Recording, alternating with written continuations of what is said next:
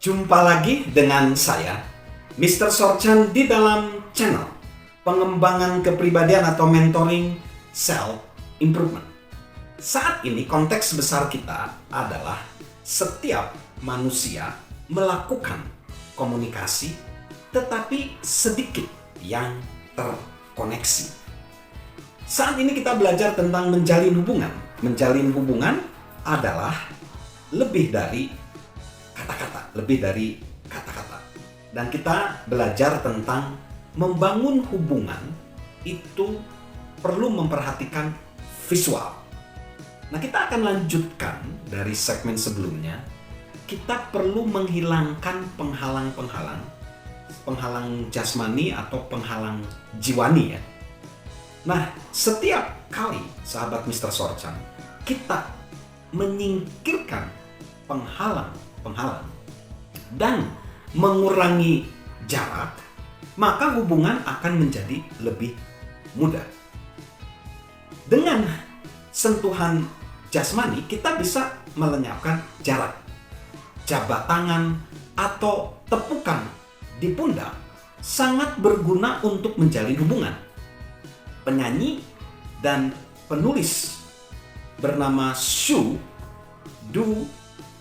Duviel, dia menceritakan sebuah kisah kepada John tentang ayahnya yang melukiskan kekuatan sentuhan dan bagaimana ia dapat menolong orang-orang dalam membangun hubungan. Dia berkata gini, "Saya tidak akan pernah melupakan tangan ayah saya. Ia adalah seorang pekerja keras, pekerja kasar yang menggunakan tangannya dengan keras setiap hari. Namun, agaknya menjaga jari-jarinya tetap bersih dan rapi, berwarna coklat dan sempurna. Suatu hari, sementara saya tergolek memar dan terluka di sebuah tempat tidur dorong di ruang gawat darurat. Setelah terjadi tabrakan, gadis 17 tahun itu benar-benar tak berdaya sampai saya merasakan tangan ayah saya menyentuh pundak saya. Saya segera mengetahuinya tanpa harus menoleh. Saya merasakan kekuatannya, perasaan sentuhannya, hubungan yang instan dan dekat serta menenangkan yang berkata, semuanya baik-baik saja." Sahabat Mr. Sorchan, berusahalah dengan keras untuk menyingkirkan rintangan-rintangan dan tutuplah jurang di antara diri kita dan orang yang sedang berkomunikasi dengan kita. Dan jika tepat, gunakanlah sentuhan untuk mengkomunikasikan bahwa kita peduli. Lalu kita masuk ke hal berikutnya untuk membangun hubungan secara visual, yaitu perhatikanlah sekeliling kita. Perhatikanlah sekeliling kita. Lingkungan itu jelas memainkan peran yang penting setiap kali kita berusaha untuk berkomunikasi dengan orang-orang lain.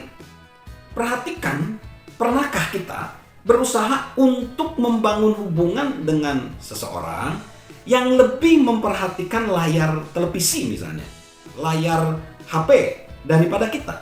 Pernahkah kita berusaha mengadakan pembicaraan di tempat yang ramai, di daerah pembangunan perumahan, atau ketika kita melakukan pembicaraan ketika ada konser yang lagi berlangsung? Lingkungan yang ramai akan mempersulit atau bahkan membuat hal menjalin hubungan jadi mustahil. Jika kita ingin membangun hubungan, kita tidak dapat mengabaikan lingkungan kita. Itu benar-benar jika kita diminta untuk menjadi seorang pembicara yang profesional. Kita tidak dapat mengandalkan bahwa sebuah pengaturan tempat itu akan kondusif untuk membangun hubungan. Bahkan jika itu sengaja dirancang untuk komunikasi. Itulah sebabnya John sendiri selalu berusaha untuk melihat tempat pertemuan itu sebelumnya. Setiap kali dia dijadwalkan untuk menjadi seorang pembicara, dia ingin memastikan bahwa tidak ada pengaturan gedung yang merintangi kebersamaan dia dengan pendengar. Steve Miller, yang merupakan menantunya dari John, sering bekerja sama dengan John saat dia menjadi pembicara. Dan biasanya, Steve tiba di tempat sebelum dia tiba. Dia mengetahui dari pengalaman apa yang dibutuhkan bagi John untuk dapat terhubung dengan orang-orang. Hal pertama yang ia periksa adalah kedekatan antara tempat pembicara dengan pendengar. Itu sangat penting bagi John. Sangat sulit untuk membangun hubungan dengan sekelompok audiens jika seolah-olah ada jurang di antara dia dengan mereka. Dia pikir itu benar-benar ya penting bagi komunikator. Jika kita ingat atau orang-orang di Amerika ingat ya, Jay Leno, dia adalah host The Tonight Show. Di situ dia ingat bahwa ada perubahan yang ia buat setelah ia mengambil alih pertunjukan itu. Saat hostnya adalah Johnny Carson, ia keluar dari balik tirai untuk menyampaikan monolognya. Itu cocok dengannya karena gayanya yang agak menjaga jarak.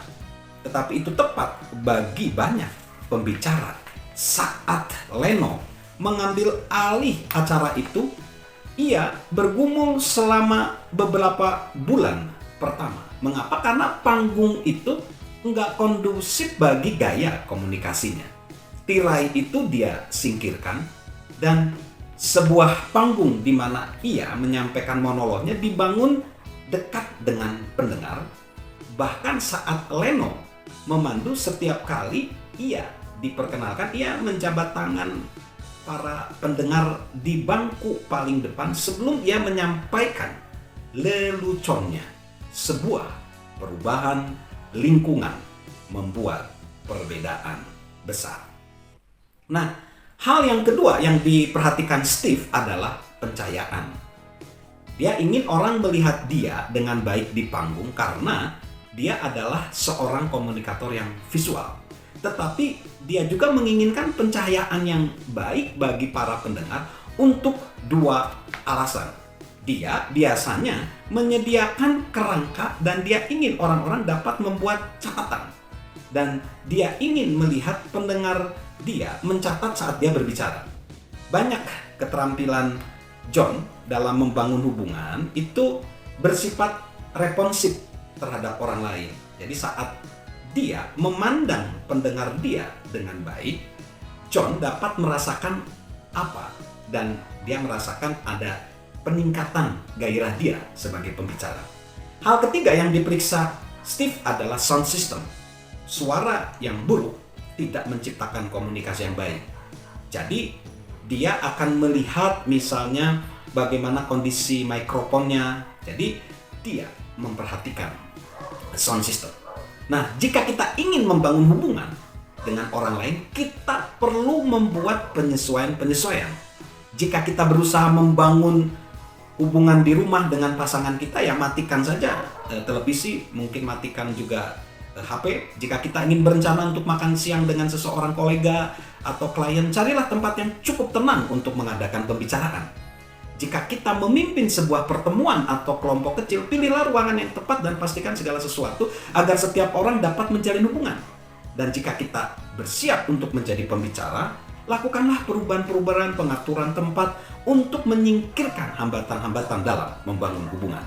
Begitu kita berada di panggung, itu terlambat kalau kita melakukan perubahan. Jadi, pastikan bahwa kita terus menjalin hubungan secara speed, secara visual. Salam sukses luar biasa, salam sehat selalu dari saya, Mr. Sorchan.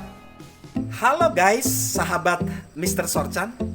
Yuk, subscribe channel Mr. Sorchan, beri komentar, dan share agar orang lain bisa menjadi lebih baik. Salam sukses luar biasa, salam sehat selalu dari saya, Mr. Sorchan.